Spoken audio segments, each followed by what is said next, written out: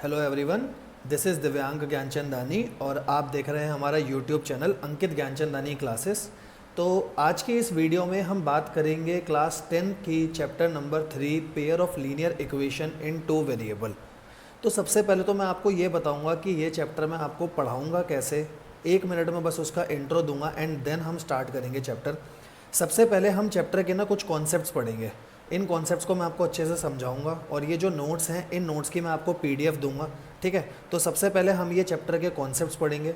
Chapter के concept समझने के बाद हम इसके बेसिस पर कुछ क्वेश्चंस करेंगे और एक बार जब इसके बेसिस पर हमारे कुछ क्वेश्चंस हो जाएंगे तो उसके बाद ना हम उसकी कैटेगरी एनालिसिस करेंगे। सबसे पहले ये वाली कैटेगरी एनालिसिस मैं करके दिखाऊंगा। ये आपको खुद से करनी है जब आप रिवीजन करोगे, ये आपको खुद से करनी है जब आप रिवीजन करोगे। तो बस मैं एक बार आपको बता देता हूँ कैटेगरी एनालिसिस कैसे करनी है। कैटेगरी ए में बच्चों वो वाला क्वेश्चन आप डालना, आपको मैं एक बार करके दिखाऊंगा, आपको आगे खुद करना है। कैटेगरी ए में मैं वो वाला क्वेश्चन डालूंगा जो एग्ज़ाम के लिए बहुत ज़्यादा इंपॉर्टेंट मुझे लग रहा है और वो वाला क्वेश्चन मुझे ऐसा लगता है कि यार ये क्वेश्चन ना मेरे को हाथ से करके देखना है, तो उनके क्वेश्चन नंबर मैं यहाँ लिखूँगा। कैटेगरी बी में ना मैं सारे वो क्वेश्चन डालूंगा जिसमें 1 या 2 पॉइंट इंपॉर्टेंट है, पूरा क्वेश्चन इंपॉर्टेंट नहीं है, तो वो वाले मैं यहाँ पर डालते चलूँगा अपना कैटेगरी बी में। और उन क्वेश्चंस को करने से पहले बस सिर्फ उनके पॉइंट्स देखूंगा, मतलब बहुत ज़्यादा स्ट्रेस नहीं दूंगा जैसे कैटेगरी ए वाले थे। और लास्ट कैटेगरी सी में मैं वो क्वेश्चन डालूंगा जो बिल्कुल ही नॉर्मल और आसान से लग रहे हैं। ठीक है, तो इससे क्या होगा, जब मैं पूरे क्वेश्चंस की एनालिसिस कर लूँगा तो जब भी मैं रिवीजन करने बैठूंगा मुझे ये पता होगा कि सिर्फ मुझे कैटेगरी ए वाले क्वेश्चंस बहुत अच्छे से करके देखने हैं, बी वाले के खाली पॉइंट्स देखने हैं और सी को सिर्फ गो थ्रू करना है ऊपर से। तो इन बातों से मेरा चैप्टर को रिवीजन करने का तरीका बहुत आसान हो जाएगा। कॉन्सेप्ट मैं सारे पढ़ूंगा, कॉन्सेप्ट के बाद क्वेश्चंस खाली वही करूंगा जिसको मैंने अपने हिसाब से कैटेगरी में बांटा है। अब एक बार मैं आपको करके दिखाऊंगा, सेकंड टाइम आप खुद करोगे तो जाहिर सी बात है किसी एक बच्चे के लिए जो कैटेगरी ए का क्वेश्चन है वो हो सकता है किसी दूसरे बच्चे के लिए कैटेगरी बी का क्वेश्चन बन जाए, है ना। तो आपको कैटेगरी एनालिसिस खुद करनी है अपने आप को देखते हुए कि मेरे को कौन सा क्वेश्चन डिफिकल्ट लग रहा है, मेरे को कौन सा क्वेश्चन आसान लग रहा है। ठीक है जी, तो हम अपना चैप्टर स्टार्ट करते हैं और चैप्टर के साथ ही मैं आपको सारी बातें बताता हुआ चलूँगा। ठीक है, तो सबसे पहले हम स्टार्ट करते हैं इसका कॉन्सेप्ट नंबर 1। कॉन्सेप्ट नंबर 1 आपका बात करता है कि लीनियर इक्वेशन होती क्या है। तो देखो बच्चों, सबसे पहले मैं बात करूंगा आपके सामने लीनियर इक्वेशन की। लीनियर इक्वेशन आप 9th में पढ़कर आ चुके हो, 1 वेरिएबल भी 2 वेरिएबल भी। 1 वेरिएबल का मतलब ना कुछ नहीं होता, जब x की टर्म्स में है खाली इक्वेशन तो उसको हम 1 वेरिएबल कहते हैं जनरली, और y की टर्म्स में है तो उसको हम एक ही वेरिएबल कहेंगे। लेकिन अगर वो x एंड y दोनों की टर्म्स में है तो हम कहते हुए चलते हैं कि ये लीनियर इक्वेशन इन 2 वेरिएबल है। ठीक है, आप x और y की जगह कोई और वेरिएबल भी बोल सकते हो, इसमें कोई प्रॉब्लम वाली बात नहीं है। तो मैंने आपके सामने एक इक्वेशन लिखी ax plus B Y plus C equal to 0।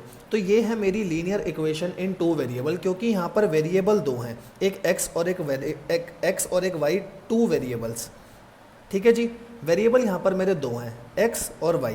ठीक है, कोफिशिएंट ऑफ x क्या है, x के साथ आने वाला नंबर क्या है a, कोफिशिएंट ऑफ y क्या है मेरा b, और कांस्टेंट क्या है मेरा, तो कांस्टेंट है मेरा c।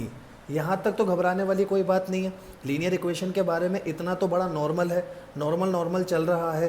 तो इसी चीज़ को सबसे पहले हम पढ़ के देखेंगे। अच्छा, एक बात आपको मैं और बता दूँ, एक बात बताओ, क्या ये a नंबर अगर मेरा 0 हो गया, मैं कह रहा हूँ आपको कि मेरा ये a नंबर मान लो 0 है और b नंबर मेरा 0 है, इससे क्या होगा, अगर मैं a की वैल्यू 0 और b की वैल्यू 0 यहाँ डाल दूँ तो ये हो जाएगा मेरा 0। ठीक है, x plus 0 y plus C equal to 0। तो बेटा ये तो 0 हो गया, प्लस सी इक्वल टू 0। इससे तो मेरी लीनियर इक्वेशन बनी ही नहीं, क्योंकि यहाँ कोई वेरिएबल ही नहीं है, सी तो सिर्फ कांस्टेंट है ना। तो अगर मैं ऐसा करता हूँ तो ये चीज़ गलत हो जाएगी, ए और बी को 0 डालने से मेरी इक्वेशन का अस्तित्व ही ख़त्म हो जाएगा, इक्वेशन रहेगी नहीं। तो हम ये बोल सकते हैं ना कि ये एक इक्वेशन है जिसमें ए और बी की कोई भी वैल्यू डालो, बस इसको 0 मत रखना, 0 रखोगे तो ख़त्म हो जाएगा। अब इसी चीज़ को मैं अपने नोट्स में से पढ़वा के देखता हूँ। मैं आपको कह रहा हूँ जिस टाइम मैं पढ़ा रहा हूँ ना, उस टाइम पे प्लीज़ आप कुछ नोट ना करो, क्योंकि जो इसमें नोट्स मैंने आपको दे रखे हैं, नोट्स में सब कुछ ही नोटेड है और जो यहाँ लिखा हुआ है बस उसी चीज़ को मैं समझाने की कोशिश कर रहा हूँ। इवन इसमें जो चीज़ें लिखी हुई है ना वो हिंदी एक्सप्लेनेशन के साथ भी है, तो आपको पढ़ने में आसानी होगी। अभी सिर्फ और सिर्फ आप समझने पे ध्यान दो। तो सबसे पहला लिखा हुआ है लीनियर इक्वेशन, एक इक्वेशन होती है स्ट्रेट लाइन की, क्योंकि जब हम इसका ग्राफ बनाते हैं स्ट्रेट लाइन बनेगा, अभी हम बनाएंगे ए एक्स प्लस बी वाई और सी, इसमें ए ज़ीरो नहीं हो सकता, बी ज़ीरो नहीं हो सकता, मैंने बता दिया क्यों, और एक्स और वाई दो वेरिएबल्स होते हैं, मैंने ये भी बता दिया। अगला है पेयर ऑफ लीनियर इक्वेशन। तो पेयर ऑफ लीनियर इक्वेशन की बच्चों बात क्या होती है, अगर मैं आपके सामने बात कर रहा हूँ पेयर ऑफ लीनियर इक्वेशन, तो जब भी मैं दो इक्वेशन लिखता हूँ ना, फॉर एग्जांपल मैंने इक्वेशन लिखी 2x plus 3y equal to 6, 3x plus 2y equal to 12, मान लो मैंने ये दो इक्वेशन लिखी, तो क्या ये दो इक्वेशन पेयर है? हाँ जी, ये पेयर है लीनियर इक्वेशन का। पेयर का मतलब होता है जोड़ा, तो लीनियर इक्वेशन का जोड़ा है, ठीक है।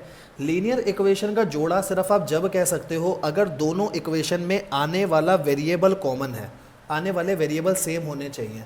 अगर आपके आने वाले वेरिएबल सेम नहीं है ना, तो भाई ये लीनियर इक्वेशन का पेयर नहीं बनेगा, ठीक है जी। एग्जाम्पल दूं, एग्जाम्पल दे के देखते हैं। मैंने आपको एग्जाम्पल दिया 2x plus 3y equal to 6, और मैंने आपको एक एग्जाम्पल दिया 5a plus 2b equal to 10। यहाँ वेरिएबल क्या है बच्चों? यहाँ वेरिएबल है आपका x और y। यहाँ वेरिएबल क्या है? यहाँ पर आपका वेरिएबल है a और b। तो ये कभी भी पेयर नहीं हो सकते, ये ध्यान रखना, ये पेयर नहीं होंगे। पेयर होते हैं जब दोनों इक्वेशन में आने वाले वेरिएबल कॉमन हो। अगर आने वाले वेरिएबल कॉमन नहीं होंगे तो वो नहीं माने जाएंगे। क्या नहीं माने जाएंगे? कि वो लीनियर इक्वेशन के पेयर नहीं है, ठीक है। तो ये चीज़ आपको समझ आ गई। अब यही चीज़ मैं इसमें से पढ़वाता हूँ। पेयर ऑफ लीनियर इक्वेशन में साफ लिखा हुआ है दो सेम वेरिएबल होने चाहिए, है ना, वेरिएबल सेम होने चाहिए। जैसे अगर मैं ये वाला एग्जांपल भी लूँ, मेरे कोफिशिएंट अलग अलग हो सकते हैं, a1 a2 b1 b2 c1 c2 हो सकता है, बट वेरिएबल अगर आप देखोगे तो x और y वेरिएबल मेरा सेम चल रहा है, ठीक है जी। इसके बाद आपका अगला टॉपिक आता है representing linear equation for a word problem. सबसे ज़्यादा बच्चे को दिक्कत ही इसमें आती है कि वर्ड प्रॉब्लम को हम लीनियर इक्वेशन में प्रेजेंट कैसे करें, क्योंकि अगर एक बार प्रेजेंट हो गया तो सॉल्व करने में दिक्कत नहीं है, प्रेजेंट करने में दिक्कत है। तो वो चीज़ तो हम मेनली क्वेश्चन से समझेंगे, बट उससे पहले मैं अगर आपको कुछ समझाऊँ तो मैं इतना बोलूँगा, आपके वर्ड प्रॉब्लम में जो भी चीज़ आपको दे रखी है ना कि फाइंड करो, जो भी चीज़ आपको ढूंढने को बोली है, या जो भी चीज़ आपको अननोन है, मतलब जिसके बारे में आपको नहीं पता, उसको वेरिएबल मान लिया करो x और y। उसको x और y मान लो और क्वेश्चन को सॉल्व कर लो, तो आप क्वेश्चन को बड़े आसानी से सॉल्व कर सकते हो। मतलब अगर मैं आपको एक नोट बताऊं तो नोट के तौर पे ये सब चीज़ें लिखी हुई आप लिखना मत, बस समझना कि जो भी चीज़ मेरे को फाइंड करनी है, जो भी मेरे को टू फाइंड है, मैं उसको x मान लूँगा और देखूँगा कि क्वेश्चन में वो क्या कंडीशन दे रहा है, उस हिसाब से क्वेश्चन को करते हुए चलूँगा। ऐसा मैं करवाऊँगा अभी, ठीक है। तो बस ये मैंने समझाया। अब यही चीज़ देख लो बच्चों, यहाँ पर भी लिखी हुई है कि representing linear equation for a word problem में जो भी अननोन क्वांटिटी होती है उसको एक्स वाई मान लो। अब जो चीज़ मैंने समझाई ना, वही चीज़ मैंने आपको हिंदी में भी लिख कर दी, ताकि आप नोट कुछ मत करो, बस इस टाइम आप समझो। जो भी हमें निकालना है उसको वेरिएबल मान लो, उन्हें एक्स वाई मान लो और देन सॉल्व कर दो, तो आपकी चीज़ें आसान होती हुई चलेंगी। नेक्स्ट कॉन्सेप्ट आपका आता है graphical method of solution of a pair of linear equation, कि ग्राफिकल मेथड से हम किसी भी इक्वेशन को सॉल्व कैसे करते हैं और उसके जो सोल्यूशन आ रहे हैं उसके हिसाब से आप क्या बोलते हुए चलोगे, ये इंटरसेक्टिंग लाइन है, ये पैरेलल लाइन है, ये कोइंसिडेंट लाइन है, ये कौन सी लाइन है, और इनका जो सोल्यूशन है वो कंसिस्टेंट है या नहीं है। अब हम बात करेंगे इसके ऊपर। तो इसके ऊपर बात करने के लिए सबसे पहले मेरे को ये पता होना चाहिए कि ग्राफिकल मेथड होता क्या है। ग्राफिकल मेथड क्या होता है किसी भी इक्वेशन को सॉल्व करने का। तो मैं आपको ना एक इक्वेशन को सॉल्व करते हुए दिखाना चाह रहा हूँ। एक इक्वेशन है, लेट कर ली मैंने, मान लो 2x plus 3y equal to 6। मुझे क्वेश्चन में इक्वेशन दे रखी है, इक्वेशन नंबर 1। ऐसे मैंने दूसरी इक्वेशन मान ली 3x plus 2y equal to 12। क्या मैं अपने आप से दो इक्वेशन मान सकता हूँ? मैं मान के सिर्फ आपको बताना चाह रहा हूँ ग्राफिकल मेथड होता क्या है, और अगर एक बार अपने को ये समझ आ गया तो अपने को आगे की चीज़ें और अच्छे से क्लियर होंगी, ठीक है। सबसे पहली बात, अगर मेरे को ग्राफ पे कोई भी इक्वेशन बनानी है तो उसके लिए मुझे पॉइंट चाहिए होते हैं प्लॉट करने के लिए, x और y, ये बात आपको पता है। तो मैंने पहले इक्वेशन नंबर 1 उठाई जो मैंने अपने क्वेश्चन में मानी है 2x plus 3y equal to 6, ये मानी है ना। मैंने एक टेबल बनाई x और y, ठीक है। अब समझना, एक केस लेते हैं, लेट x इक्वल टू 0। अगर मैंने x को 0 रखा तो बताओ y की क्या वैल्यू आएगी। सॉल्व करके देखता हूँ। मैंने x को क्या रखा है 0। अगर मैंने x को 0 रखा प्लस 3y इक्वल टू 6। अगर मैं इसको सॉल्व करूँगा तो यहाँ से मेरी y की वैल्यू निकल कर आएगी 2। ठीक है जी, मतलब अगर मैंने x को 0 रखा तो मेरा y निकल कर आया 2। सेम इसी तरीके से अगर मैं y को 0 रखूं, अच्छा एक बार बताओ, अगर x 0 y 2, तो मैं इसको ऐसे बोल सकता हूँ ना, ये वाला पॉइंट है 0,2, क्योंकि पॉइंट में सबसे पहले x आता है फिर y आता है, कोई प्रॉब्लम नहीं ना। अब ऐसे ही अगर मैं y को 0 रख रहा हूँ, मैंने b केस में लेट y इक्वल टू 0 रखा, अगर मैंने y को 0 रखा, अब सॉल्व करके देखो, 2x plus 3 into 0 equal to कितना है मेरा, 2x plus 3 into 0 equal to 6। 2x ये मेरा 0 है इक्वल टू 6, x की वैल्यू आ गई 3, है ना। मतलब अगर y 0 है तो x 3 है, मैंने यहाँ डाल दिया और मेरा दूसरा पॉइंट निकल कर आ गया 3,0। बताओ जी, यहाँ तक अगर आपको कोई भी दिक्कत है तो प्लीज़ आप बताते हुए चलिए, अभी तक कोई दिक्कत मेरे हिसाब से नहीं होगी। तो जैसे मैंने पहले वाली इक्वेशन के 2 पॉइंट निकाल लिए, एक पॉइंट हो गया 0,2, एक पॉइंट हो गया 3,0, क्या ऐसे ही आप मुझे खुद इक्वेशन नंबर 2 के पॉइंट निकाल के दिखा सकते हो? 3x plus 2y equal to 12, ये मेरी इक्वेशन थी। अब मैं डायरेक्टली लिखता हूँ x और y के पॉइंट्स, आप खुद भी निकाल सकते हो। फॉर एग्जांपल मैंने x को यहाँ 0 माना, मैं कहता हूँ पॉइंट निकालने का सबसे अच्छा तरीका ये होता है, एक बार x को 0 मान लो, एक बार y को 0 मान लो, उससे ना बहुत आसानी से पॉइंट निकलते हैं। तो पहले मैंने x को 0 माना, x को 0 मानूंगा तो ये 0 हो जाएगा मेरा, है ना, ये 0 हो गया तो 2y इक्वल टू 12, y की वैल्यू 6 आ गई, कोई प्रॉब्लम नहीं है। ऐसे ही सेम टू सेम अगर मैं y को 0 मान लूँ तो ये 0 हो जाएगा, 3x इक्वल टू 12, x की वैल्यू 4 आ गई। तो मेरे को 2 पॉइंट मिल गए, 0,6, एक 0,6 और एक पॉइंट मिल गया 4,0।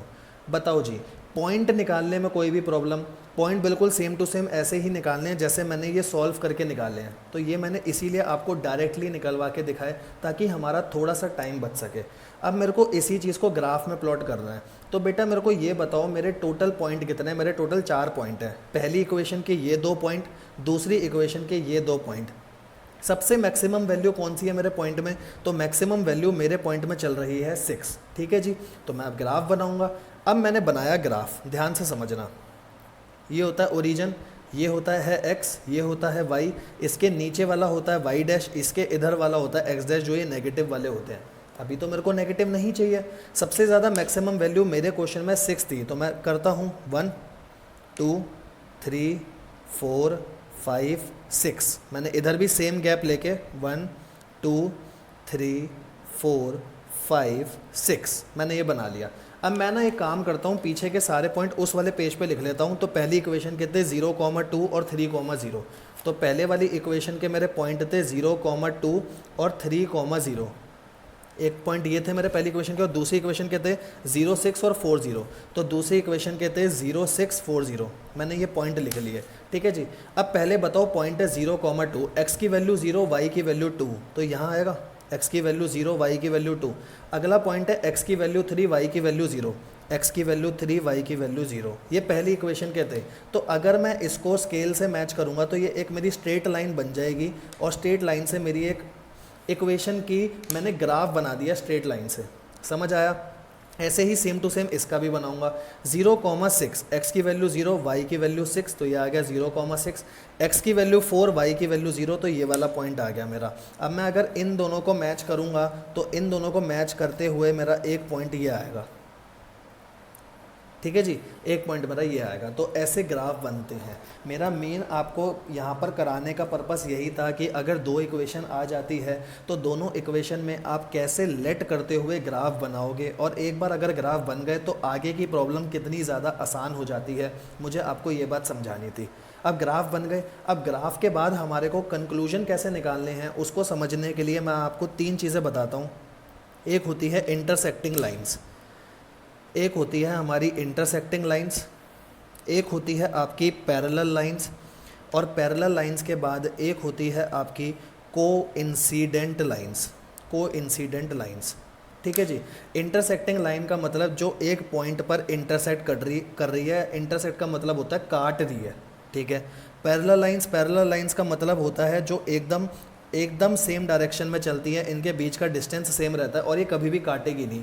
चाहे मैं इधर प्रोड्यूस कर लूँ तो भी ऐसे चलेंगी, इधर प्रोड्यूस कर लूँ तो भी ऐसे चलेंगी।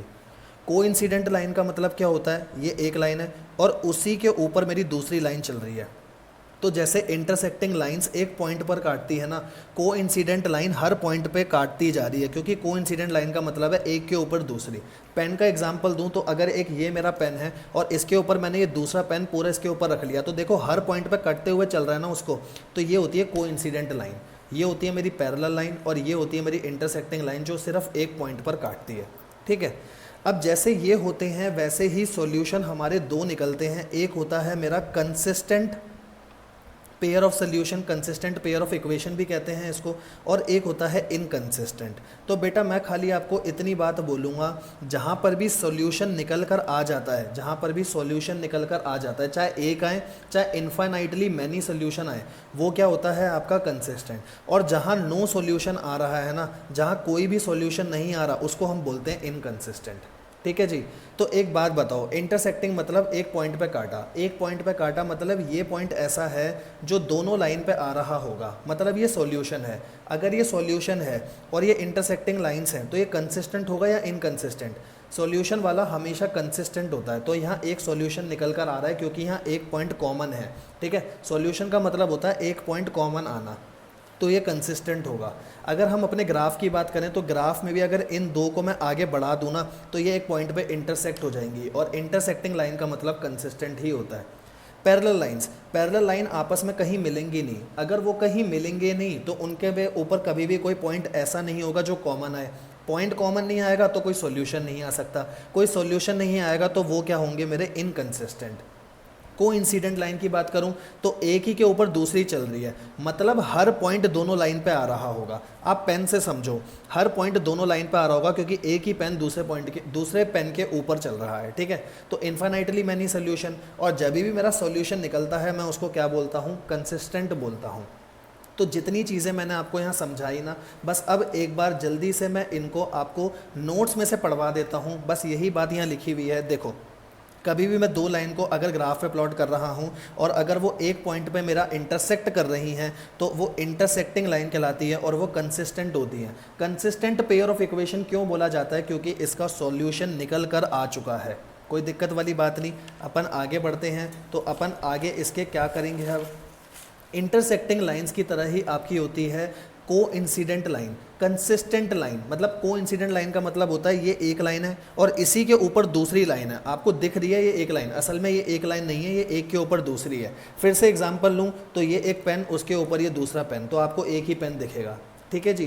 तो इसमें भी इन्फाइनाइटली मैनी सॉल्यूशन होते हैं ना, आपके इन्फाइनाइटली मैनी सॉल्यूशन होते हैं और इनको भी कंसिस्टेंट बोला जाता है। जहाँ पर भी सॉल्यूशन निकलेगा उसको कंसिस्टेंट बोलेंगे, जहाँ पर भी मेरा सॉल्यूशन नहीं निकलेगा उसको इनकंसिस्टेंट बोलेंगे। ऐसे ही जब मैं ग्राफ बनाऊंगा और मेरी अगर पैरेलल लाइंस आ गई तो पैरेलल लाइन कहीं पर भी मिलेंगी नहीं, कहीं पर भी काटेगी नहीं एक दूसरे को, और अगर इनके बीच में कोई कॉमन पॉइंट नहीं है इसका मतलब है कि इनका कोई सॉल्यूशन नहीं है, नो सॉल्यूशन। और जहाँ सॉल्यूशन नहीं होता वहाँ इनकंसिस्टेंट होता है। ये सारी बातें मैंने आपको अभी कॉपी में समझाई। मैं सिर्फ जब ही कह रहा था लिखो मत, स्ट्रेस दो समझने पे, क्योंकि ये नोट्स में सब कुछ लिखा हुआ है और नोट्स की पीडीएफ मैं आपको दे रहा हूँ तो कोई प्रॉब्लम नहीं आएगी। ठीक है, अब जो चीज़ हमने समझी ना कि कौन सी कंसिस्टेंट होती है, कौन सी इनकंसिस्टेंट होती है, कौन सी इंटरसेक्टिंग, कौन सी कोइंसिडेंट, कौन सी पैरेलल लाइंस। ठीक है, तो इसके बारे में एक टेबल में सब कुछ लिखकर बताया गया। ठीक है, अब ये टेबल क्या है, वो आपको कह रहा है एग्जामिनर कि मैं आपको ना दो इक्वेशन दे रहा हूँ, 2x + 3y = 6, 3x + 2y = 6 कह रहा है। इसका ग्राफ मत बनाओ। बिना ग्राफ बनाए क्या आप पहचान सकते हो इसमें से ये इंटरसेक्टिंग लाइन है, पैरेलल लाइन है या कोइंसिडेंट लाइन है? तो मैंने बोला हाँ जी मैं पहचान सकता हूँ। जो ये वाली टेबल लिखी है ना, इस टेबल का यूज़ करके मैं पहचान सकता हूँ।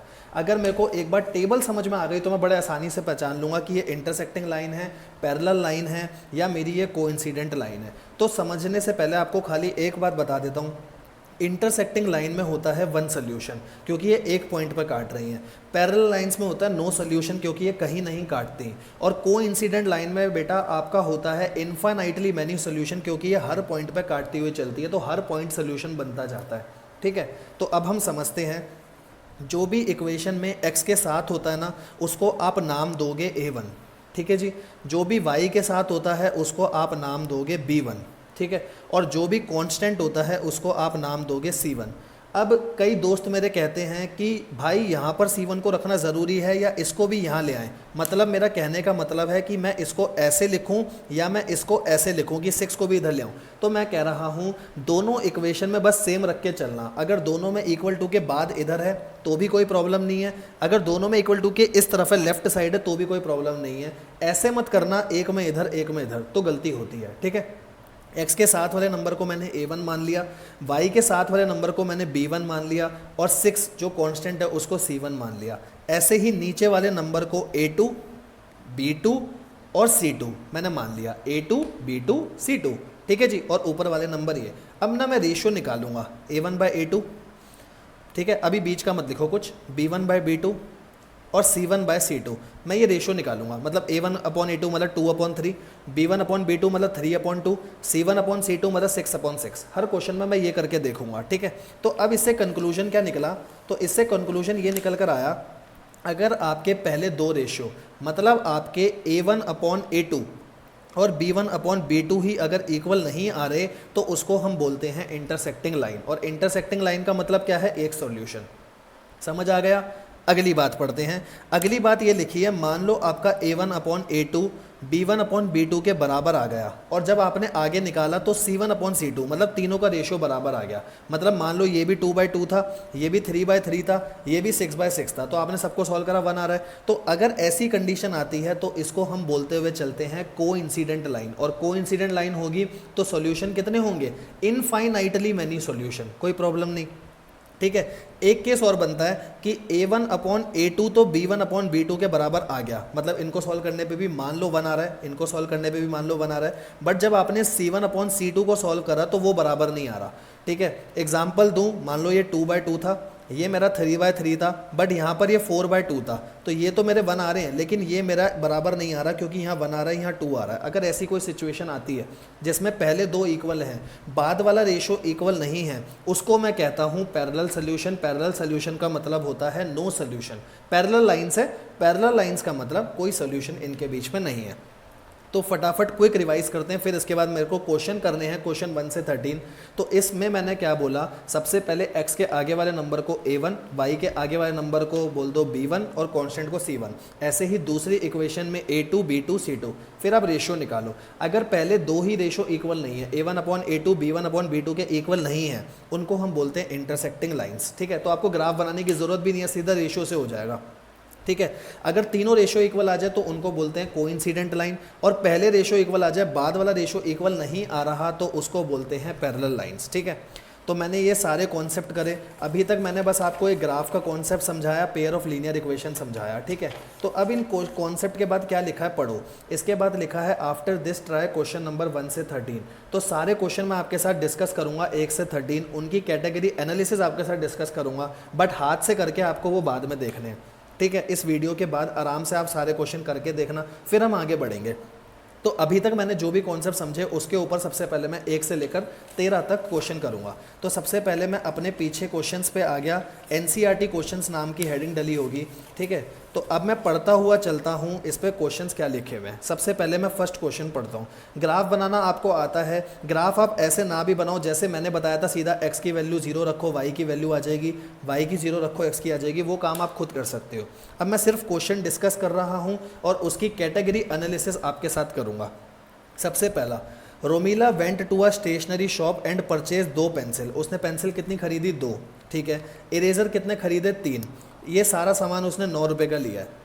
फिर उसकी दोस्त गई, उसने नई वैरायटी ऑफ पेंसिल और इरेजर लिए। ठीक है, she also bought 4 pencil 6 eraser और उसने टोटल पैसे दिए 18। तो वो कह रहा है इसको एल्जेब्रिकली लिख कर बताओ और ग्राफिकली सॉल्व भी करो। ठीक है जी, हम कर देते हैं। अब एक बात बताओ, सबसे पहले वर्ड प्रॉब्लम पढ़कर बताओ क्या चीज़ मिसिंग है। तो एक पेंसिल का रेट गिवन नहीं है, एक इरेजर का रेट गिवन नहीं है कि एक पेंसिल का रेट कितना है, एक इरेजर का रेट कितना है, मतलब इनकी कॉस्ट कितनी है। ठीक है, तो मैंने पेंसिल की कॉस्ट को x मान लिया, इरेजर की कॉस्ट को y मान लिया। मान सकता हूँ, मैंने आपको क्या स्टेप बताए थे, जो भी अननोन है ना उसको x और y मान लो। मान लिया जी। अब पहली इक्वेशन में कितनी पेंसिल है? 2, तो ये हो जाएगा 2x। ठीक है, फिर है 3 इरेजर, ये हो जाएगा 3y, और दोनों को ऐड करके इक्वल टू 9 रखूंगा क्योंकि दोनों का खर्चा मिला करके 9 है। ठीक है जी। अगली सिचुएशन में मेरे पास 4 पेंसिल है, तो कितना होगा जल्दी बताओ। अगर एक पेंसिल का रेट x है तो 4x हो जाएगा। ठीक है, आप ऐसे समझो, एक पेंसिल 2 रुपये की है तो 4 पेंसिल कितने की होगी, 4 इंटू 2 8 होगा। तो अगर एक पेंसिल x रुपीज़ की है तो 4 पेंसिल 4x की हो जाएंगी। ऐसी अगर एक इरेज़र 6 का है तो टोटल इरेज़र की वैल्यू 6y हो जाएगी मेरी, है ना। एक इरेज़र y है और 6 इरेज़र्स हैं मेरे पास, तो टोटल मैंने रखा 18। फिर इन इक्वेशन को कैसे सॉल्व करना है ग्राफिकली, वो आपको आता है। ग्राफिकली सॉल्व करना आपको आता है, अभी मैंने समझाया, बस वैसे ही सॉल्व कर रखा है। तो बच्चों ये बताओ आपके हिसाब से क्वेश्चन नंबर 1 कौन सी कैटेगरी का हुआ। तो मैं कह रहा हूँ इसको कैटेगरी मतलब सी में डालो 1 क्वेश्चन को। क्यों बेटा, क्वेश्चन बहुत नॉर्मल है, ग्राफ आपको आता है, तो अगर आप कॉन्सेप्ट रिवाइज करोगे तो क्वेश्चन में कोई ज़्यादा इंपॉर्टेंट पॉइंट नहीं है, इसलिए मैंने यहाँ पर डाला। ठीक है जी। अब हम अपने अगले क्वेश्चन की तरफ बढ़ते हैं। नेक्स्ट क्वेश्चन है मेरा क्वेश्चन नंबर 2।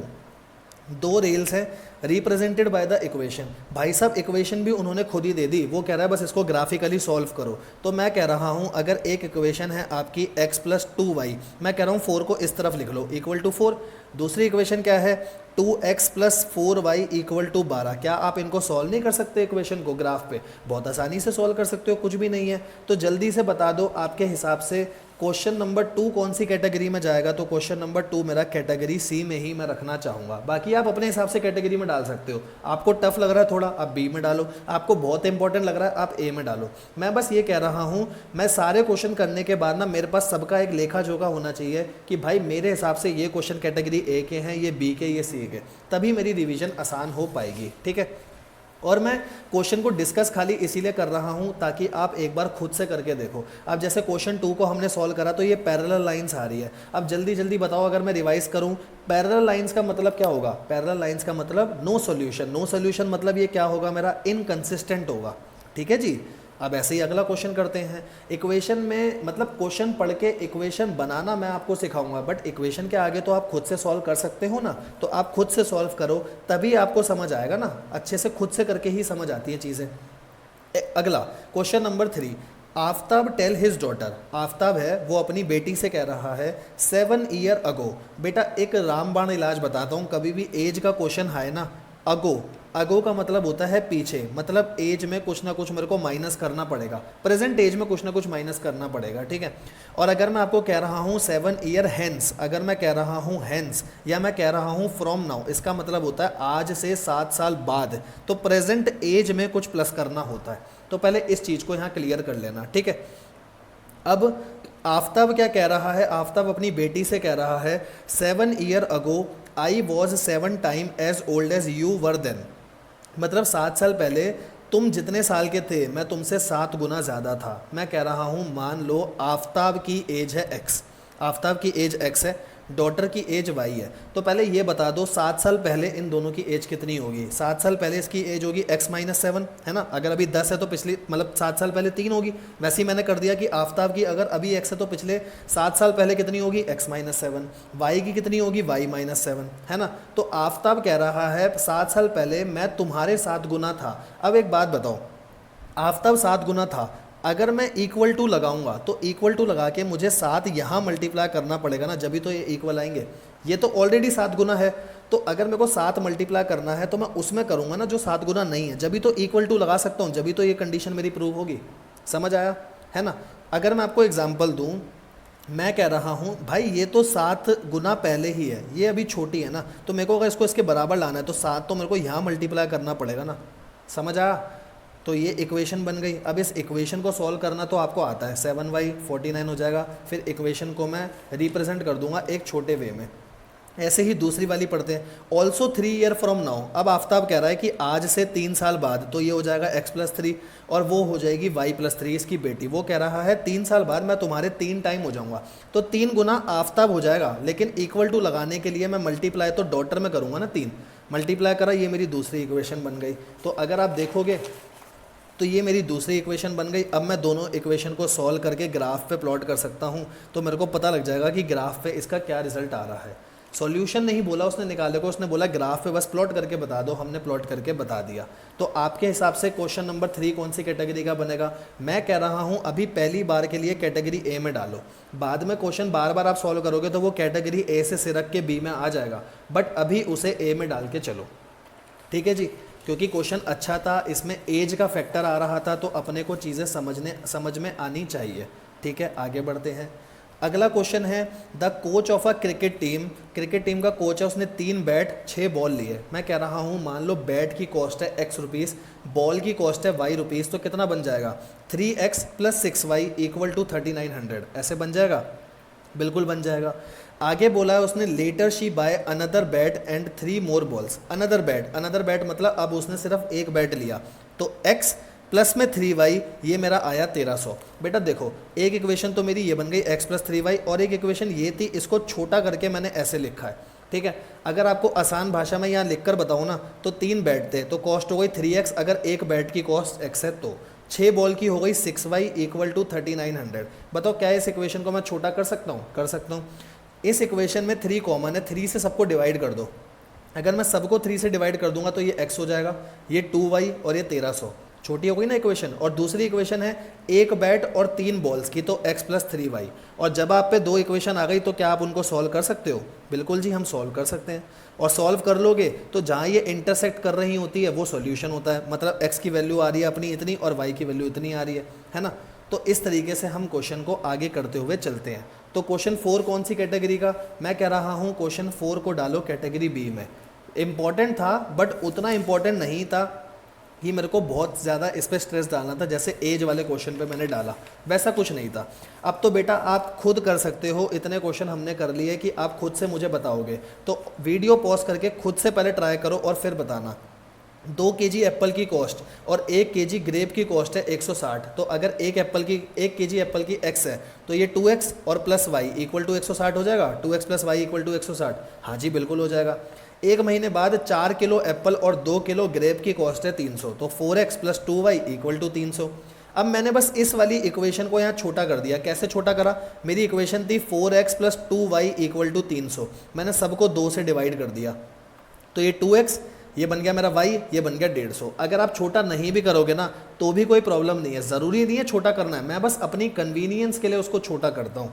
और एक बार अगर मेरी ये 2 इक्वेशन आ गई तो क्या मैं उसका ग्राफ बना सकता हूँ? हाँ जी, मैंने ग्राफ बना लिया और मेरे को देख के पता चल रहा है कि ये पैरेलल लाइंस आ रही है। ठीक है, खुद से आप ट्राई कर सकते हो। तो बताओ जी क्वेश्चन नंबर 5 कौन सी कैटेगरी का है? तो क्वेश्चन नंबर 5 तो मैं कह रहा हूँ सी में ही डाल दो, नॉर्मल क्वेश्चन था, है ना। मैं बार बार क्वेश्चन के बाद आपको कैटेगरी एनालिसिस की आदत इसलिए डलवा रहा हूँ, एक बार अगर मेरी कैटेगरी डिसाइड हो गई ना तो रिवीजन पे मेरा बहुत टाइम बचेगा। ठीक है जी। उसने बोला check whether the pair of equation is consistent. अच्छा, कंसिस्टेंट के लिए क्या होता है? कंसिस्टेंट का मतलब होता है सॉल्यूशन आना। सॉल्यूशन आता है 2 केस में, एक इंटरसेक्टिंग में और एक कोइंसिडेंट लाइन में।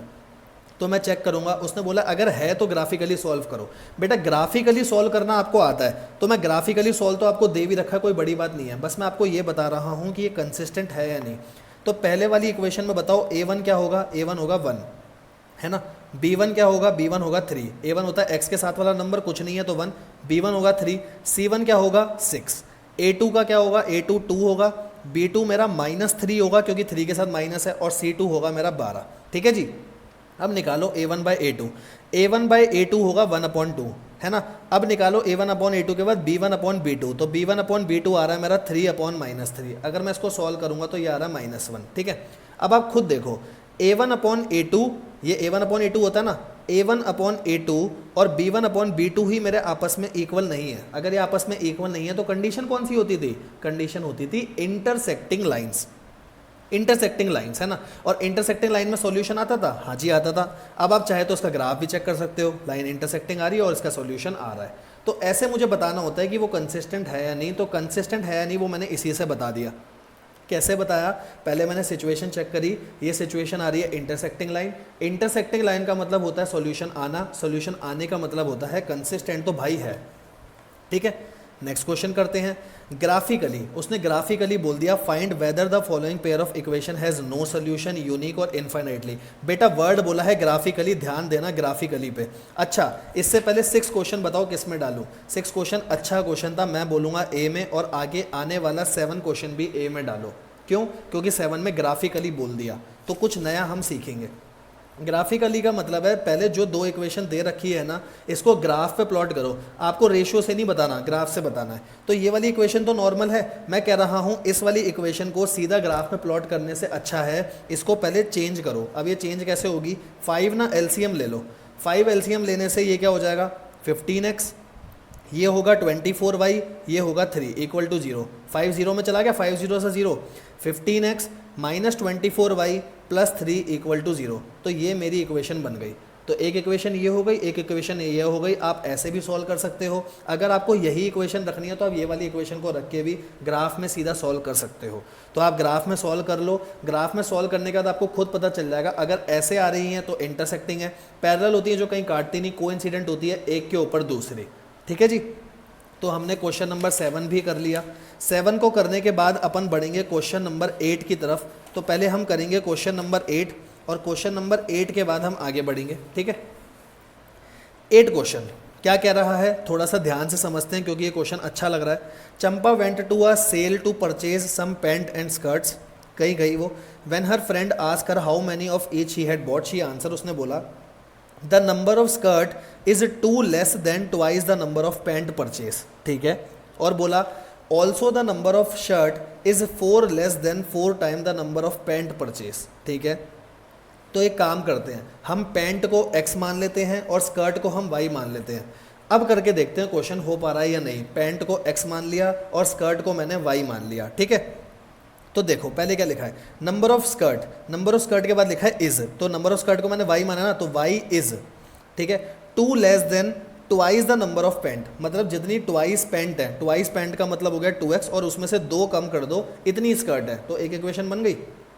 ठीक है। ऐसी दूसरी, also the number of skirt, number of skirt y थी, इज का मतलब equal to 4 less than 4 time the number of pant, तो 4 time the number of pant लेकर उसमें से 4 माइनस कर दो, 2 इक्वेशन बन गई। क्या आप 2 इक्वेशन को सॉल्व कर सकते हो? हाँ जी बिल्कुल कर सकते हैं हम। तो हमने दोनों इक्वेशन को सॉल्व करा। आई होप आपको समझ आ गया होगा कि मैं क्या करने की कोशिश कर रहा हूँ।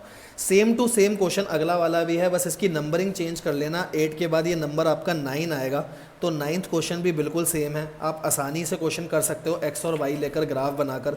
ग्राफ मैंने PDF में इसीलिए आपको साथ में दे रहा हूँ ताकि आप अपने क्वेश्चन को वेरीफाई कर सको, और वेरीफाई करने के बाद प्लीज़ मुझे बताना अगर कोई डाउट आ रहा है तो।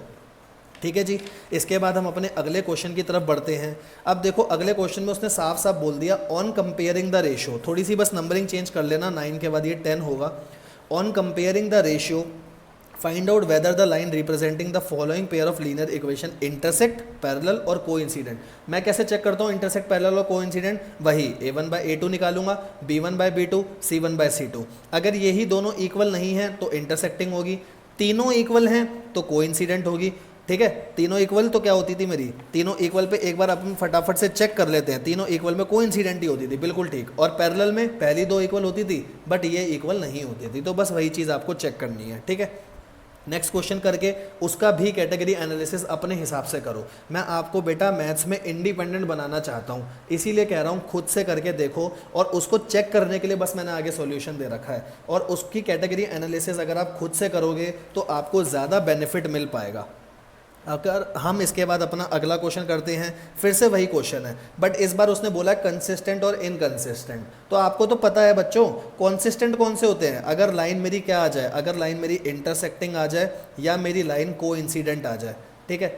इनको चेक करना आपको आता है। ये होता है a1/a2 not equal to b1/b2, ये होता है जब तीनों इक्वल आ जाए, कोई दिक्कत नहीं। ठीक है। और इनकंसिस्टेंट कब होता था, इनकंसिस्टेंट होता है मेरा अगर मेरी लाइन इन दोनों को ना छोड़ करके मेरी लाइन पैरेलल आ जाए। और पैरेलल की कंडीशन क्या थी, a1/a2 b1/b2 के बराबर तो होते हैं बट ये c1/c2 के बराबर नहीं होते। तो क्वेश्चन हो सकता है a1 a2 b1 b2 c1 c2 से। ठीक है जी। तो इसी के साथ हम अपने अगले क्वेश्चन की तरफ बढ़ते हैं। अगला क्वेश्चन क्या है, फिर से कंसिस्टेंट इनकंसिस्टेंट, और कंसिस्टेंट है तो सॉल्यूशन बताओ। हो सकता है, बिल्कुल हो सकता है। ट्राई करना, कोई क्वेश्चन नहीं होगा तो नेक्स्ट वीडियो में मुझे बता देना, उस क्वेश्चन को मैं क्लास में सबके साथ करवा दूंगा। ठीक है। फिर अगला क्वेश्चन आता है आपका, इस क्वेश्चन में इक्वेशन बता देता हूँ कैसे बनेगी। Half the perimeter of rectangular garden whose length is 4 metre more than its width is 36 metre, find the dimension of the garden. ठीक है। Whose length is 4 metre more than its width. तो एक बात बताओ, मैंने बोला लेंथ है मेरी x, लेंथ है मेरी x, ब्रेड्थ है मेरी y, ठीक है, लेंथ है x, ब्रेड्थ है मेरी y, ठीक है। तो एक बात बताओ, पेरीमीटर क्या होता है? पेरीमीटर होता है 2x plus Y. 2x plus Y equal to, अगर मैं 36 रख रहा हूँ तो मेरे को यहाँ हाफ करना पड़ेगा। क्यों? उसने बोला था half of the perimeter, perimeter का आधा करने पे 36 आ रहा है, तो 2 से 2 गया, एक इक्वेशन आ गई x plus Y equal to 36। यहाँ तो कोई दिक्कत नहीं, x plus Y equal to 36। एक इक्वेशन उसने बोलती whose length is 4 metre more than its width, मतलब विड्थ जितनी भी है, विड्थ जितनी भी है उसमें 4 जोड़ दो तो ये x के बराबर आ जाता है। एक इक्वेशन ये हो गई, एक इक्वेशन ये हो गई, दोनों को सॉल्व करके आंसर निकाल सकते हो। बिल्कुल हम आंसर निकाल सकते हैं, कोई दिक्कत है? मैं कह रहा हूँ ग्राफ से ही निकालो अभी, क्योंकि मैंने मेथड नहीं समझाया आपको दो इक्वेशन को सॉल्व करने के। अगला क्वेश्चन फिर से क्या कह रहा है? Given linear equation, right another linear equation in 2 variable, जिससे कि ये इंटरसेक्टिंग हो जाए। अब ये क्वेश्चन थोड़ा सा अच्छा क्वेश्चन है, इसको कैटेगरी ए में डालना, ठीक है। क्वेश्चन को समझाता हूँ, वैसे क्वेश्चन में कुछ नहीं है। वो कह रहा है इस इक्वेशन के साथ एक इक्वेशन और लिखकर बताओ अगर ये इंटरसेक्टिंग लाइन मेरे को बनाना है। इंटरसेक्टिंग लाइन में क्या होता है, a1 बाई a2 और b1 by b2 he equal नहीं होते, है ना। तो अगर ये 2 है ना, मान लो मैंने इसका डबल लिया यहाँ 4x, है ना, 2 का डबल लिया 4, तो यहाँ 3 का डबल मत लेना, बस इतना काम करो, 3 का डबल मत लो, यहाँ कुछ भी ले लो 7y और सेम रखो। अब अगर मैं a1 बाई a2 और b1 बाई b2 निकालूंगा, सेम नहीं आएंगे, तो इंटरसेक्टिंग लाइन बन गई। इसके अलावा क्या आप कोई और एग्जाम्पल ले सकते हो? बिल्कुल कोई और एग्जाम्पल ले सकते हो, कोई दिक्कत नहीं है। पैरेलल लाइन्स, पैरेलल में क्या होता है, a1 a2 और b1 b2 तो सेम होते हैं, तो 2x का मैंने लिया 4x, 3x का मैंने लिया 6y, कोई प्रॉब्लम नहीं। लास्ट वाला सेम नहीं होता, तो 8 का डबल मत करो, 16 की जगह 17 ले लो, ठीक है। क्या आप इसके अलावा कोई और ले सकते हो? ले सकते हो, क्योंकि अगर मैं रेशो निकालूंगा तो a1 a2 b1 b2 तो सेम आएंगे मेरे, आगे का सेम नहीं आएगा। कोइंसिडेंट होते हैं सारे सेम, तो बस पूरी इक्वेशन का डबल कर दो, सबसे आसान तरीका यही है। क्या इसके अलावा आप कोई और चीज़ कर सकते हो? बिल्कुल कर सकते हो, सॉल्यूशन भी रीड कर सकते हो। हो गए क्वेश्चन 12 तक, ठीक है। बीच में थोड़ी नंबरिंग चेंज थी तो वो भी आप करना। 13 क्वेश्चन, आज का last question. Draw the graph of linear equation this and this, determine the coordinate of the vertices of triangle form by these line and x axis, और शेड कर दो। तो भाई ग्राफ बनाना तो आपको आता है, 0 और 0 लेकर, पता है ना ग्राफ कैसे बनता है। तो सबसे पहले मैंने इसका ग्राफ बनाया, उसने बोला है ग्राफ और एक्स एक्सिस के साथ जो ये ट्रायंगल बन रहा है, ये ट्रायंगल बन रहा है मेरा, कह रहा है बस इसके कोऑर्डिनेट बता दो, तो इसके कोऑर्डिनेट मैंने बता दिए, ठीक है जी। मेरा टारगेट यहीं तक का था क्वेश्चन का। तो आज की वीडियो में बस इतना ही, और इतने क्वेश्चंस को आप करके इनका कैटेगरी एनालिसिस करके रखिए, ताकि आगे जाके हम इस पे बढ़ें। और इसमें अगर आपको कोई भी क्वेश्चन समझ नहीं आता तो प्लीज़ मुझे बताएं, ठीक है। ये मेरा नंबर है, मैं आपको अपना नंबर भी दे रहा हूँ, और नंबर पर अगर आपको व्हाट्सएप करके बताना, नंबर पर व्हाट्सएप करके बता दो, ठीक है। यही वीडियो यूट्यूब पर भी है, तो उस पर कमेंट पर बताना, कमेंट पर बता दो। कोई भी चीज़ आपको नहीं समझ आई प्लीज़ मुझे बताएं। Thank you so much. आज की वीडियो यहीं पर ख़त्म होती है।